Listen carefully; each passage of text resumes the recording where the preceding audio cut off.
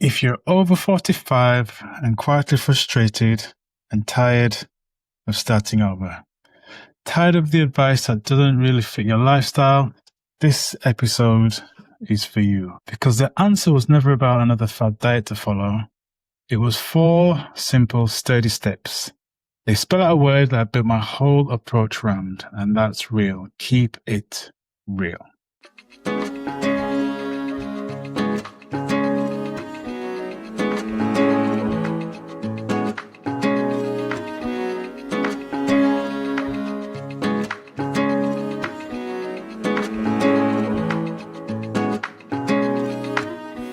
You're listening to the Real Longevity Podcast, your number one podcast resource for living a longer life.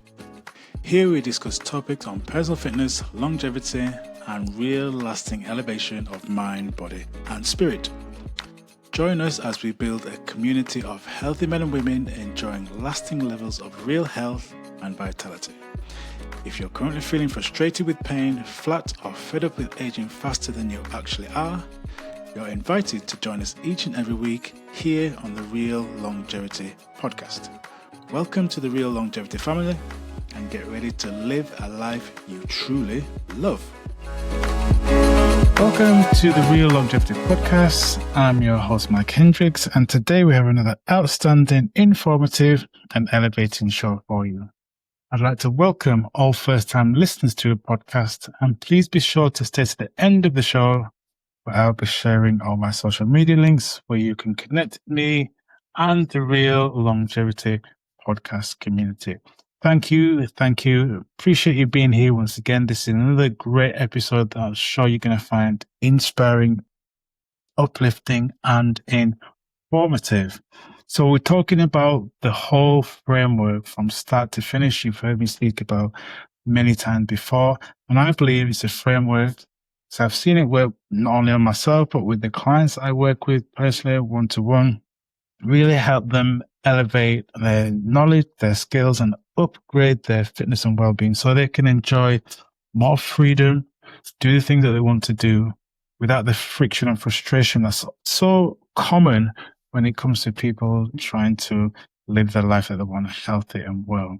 The framework from start to finish, I'm going to explain with you and how when you apply it, when you begin to take these 4 steps consistently and confidently, you too can enter a world where you're feeling great, feeling confident, trusting your body, trusting that everything that you're doing is moving you to feeling better and navigating this crazy world that we live in with confidence and competence when it comes to your fitness and health and your well-being. So let's start with the first one, which is being honest with yourself. And we talk about taking responsibility and realizing. When you realize that you are genuinely the person who has to do the things that are required in order to make that next chapter of your life the one that you want, it makes it so much easier. When we stop going from this blame situation or this blame culture and pointing the finger and taking the responsibility away from ourselves, we can then start to take action. When we take ownership, that's when we really start and realize that, right, well, no one else is coming to save me. No one else is coming to help me. It's down to myself. That's key to remember. You've heard me share the story many times before when I had my own boutique fitness studio. And I was working crazy hours, getting up at 5, getting to the studio, 6 o'clock, not finishing till 8:30, 9, sometimes 10 o'clock, trying to make it work, trying to make the dream happen. It was all good, but then I realized I was compromising on my health. I wasn't living the way I really, truly wanted to live. But until I realized and recognized and took responsibility, nothing would change. So that's what I'm encouraging you to do. Do you find yourself in a situation where you're feeling frustrated? But when you analyze it and break it down, you're blaming other people. You're pointing the finger elsewhere. When you start and recognize and realize it's down to me, I'm going to be my own knight in shining armor. I'm going to be the one that comes to rescue me and change the situation.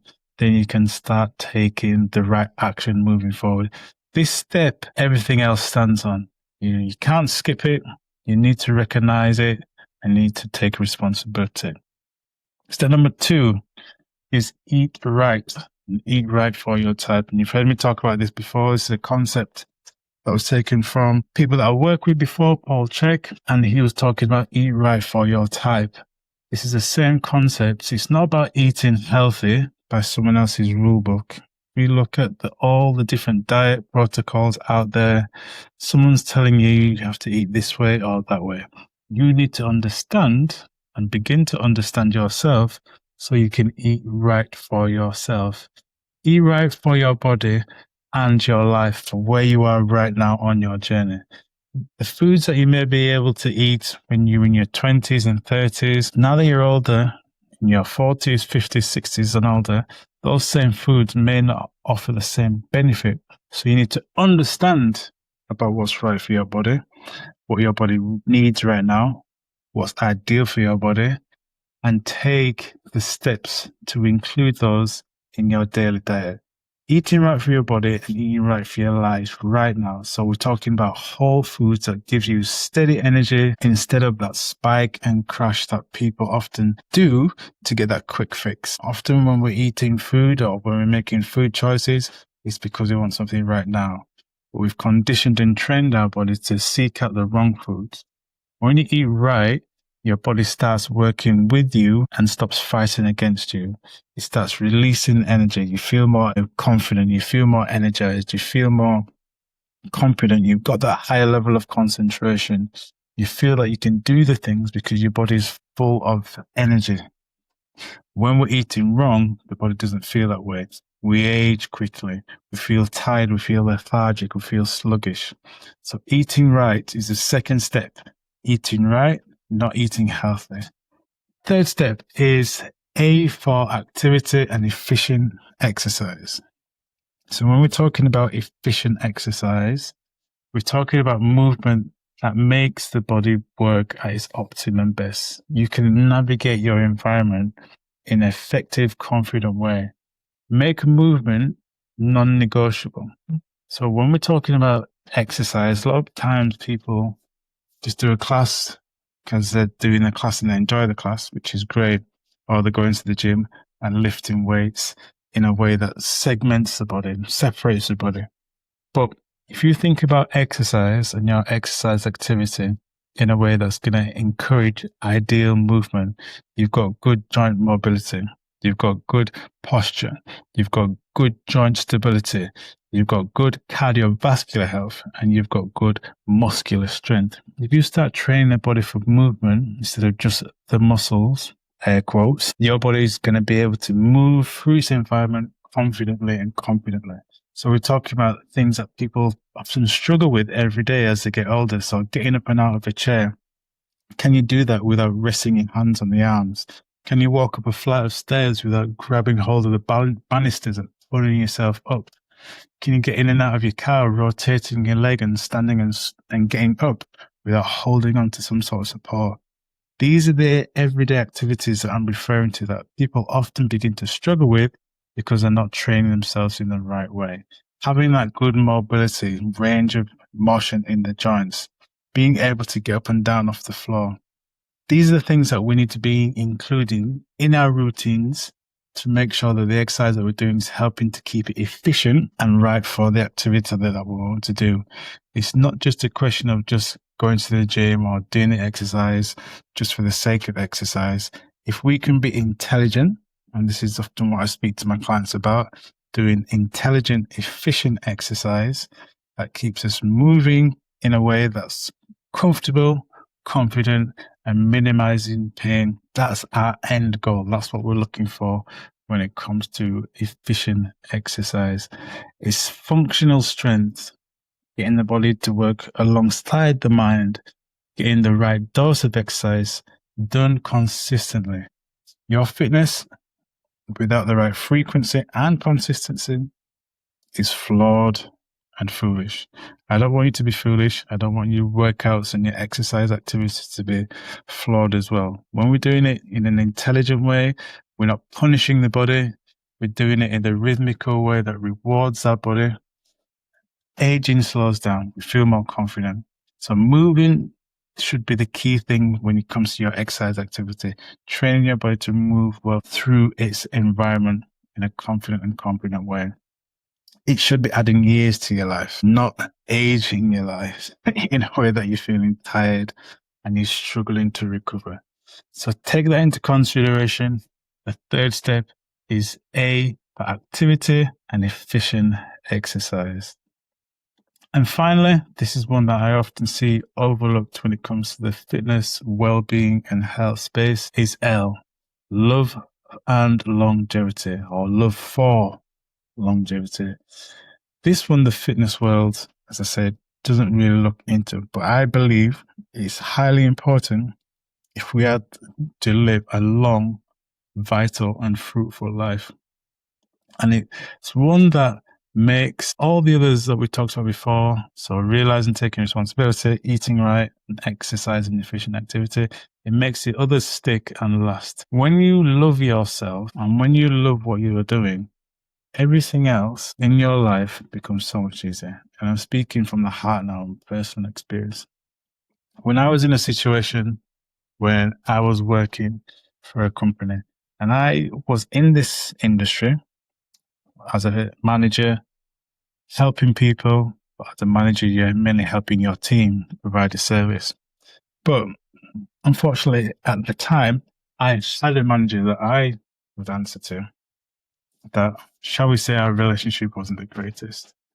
And as a result, I didn't really enjoy that job. I enjoyed the job in the sense of it was in the fitness and wellbeing space. I loved helping people get fit, healthy and well, but my environment wasn't good. I didn't love going into work.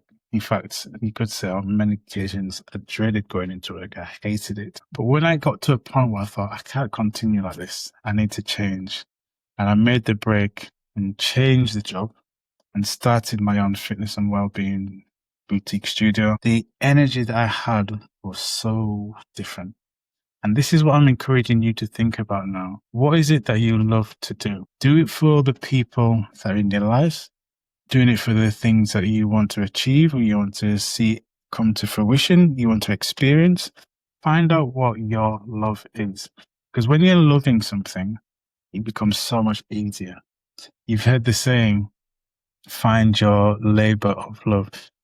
It might sound paradoxical because you're laboring and you're loving, but the reality is that if you are loving what you're doing, it's not really a labor, is it? It's not something that you find hard or difficult to do. And this is what we're talking about when it comes to love. When you're loving your exercise, you're loving your activity, and you're loving yourself, you're taking time to love yourself because you understand that when you love yourself, you're caring for yourself, you're showing compassion for yourself, you're showing grace for yourself, you understand yourself, you're not being harsh on yourself. Everything that you're doing becomes so much easier. So say, find your love. What is it that you're doing it for? I do this because I want to help more people experience and find freedom through the vehicle of fitness and well-being. I do it because I have a family that I want to see and I set an example for so they can see that being mindful when it comes to physical, mental well-being, fitness and health is very important. I'm setting an example for them. Hopefully setting an example for you guys, the listeners as well. You can see that by doing and applying some of these things or following what we're talking about today, this framework is going to allow you to experience the things that I experience and the people I help experience. And that is confidence in the body, increasing their physical capacity and finding freedom. So they're not prisoners to the body. They can't do the things that they want to do. But you have to find your love. As it says in Mark 12:31, love your neighbor as yourself. Notice the quiet instruction tucked inside this passage of scripture. When you love your neighbor as yourself, you're going to find that you're doing the right things most of the time. And it's important that you recognize that you should be loving yourself because that's going to help you to achieve longevity. Health pursued from self-respect outlasts health chased from self-criticism every time. When you're loving yourself, you're going to be kind to yourself. You're going to be compassionate. You're going to be considerate. You're going to recognize not every day it's sunshine and rainbows. Some days you're on it. Sometimes you've got the motivation, that drive. Some days it's not going to be that way. Some days you're going to be feeling down. Some days you're going to be feeling off, and that's perfectly fine. When you're showing yourself love, grace, and compassion, not beating yourself up all the time. So this is what I'm encouraging you to do. This last step, which again, often overlooked, love for longevity. When you're doing the things that you love, things that you enjoy, for the people that you love, people that you have that are important in your life, this whole world of fitness and well-being becomes so much easier to navigate. They are the 4 steps. That's the framework that I use. Realize, take responsibility. Eat right. Don't worry about eating healthy. Find out what your body needs and eat according to your body's requirements. A is for activity and efficient exercise. And as we just spoke about, love for longevity. Love and longevity go hand in hand. When we're doing these 4 things, you'll see it's not hard to follow. Once we get into a habit, we understand what true health is for us on a personal level, and we consistently do this repeatedly with grace and with patience. Those goals that you want to achieve, those things that you've maybe thought before in the past are not achievable and not attainable for you, they become so much more realistic and easier to achieve. It's not that it's a crash plan or quick fix. This is a way of life, and it's something I've adopted. I ask my clients to adopt when I'm working with them. And when they do, everything else just falls into play. That's the way of living that turns frustration into freedom. And that's what we're trying to encourage you to consider. You want to find freedom. You want to be able to do the things that you want to do confidently and competently, without frustration, without friction. And by following this R.E.A.L framework, I strongly believe, and in fact, I know that this is something that you can achieve and attain as well. It's a long-term fix. It's not a short-term gain. And if you think about that, moving forward, it'll make it easier for you to understand. But I want to know what you think. Now that you understand the detail of the R.E.A.L framework, is it something that you believe that you can follow? I want to hear from you.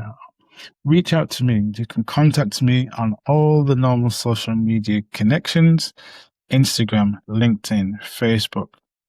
I'll leave all the details where you can connect with the R.E.A.L Longevity podcast in the show notes. Join our Facebook community, growing Facebook community. And you can also consider subscribing to our YouTube channel, where we have additional bonus content up there that's going to help you find freedom through fitness and upgrade your understanding on the better way you can experience health, fitness, and well-being on your terms.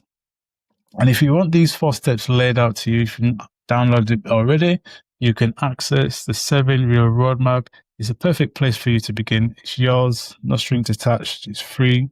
Again, I'll leave the link in the show notes where you can pick that up and access it straight away. Okay, my friend, I say this each and every week, and it's true. It's down to you that we get more and more streams and more downloads. So keep spreading the word of the R.E.A.L Longevity podcast.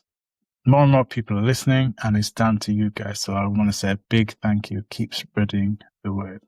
Okay, until next time, remember, be well, be wise, be cool, be calm, and keep it real. Blessings and cheese. Peace.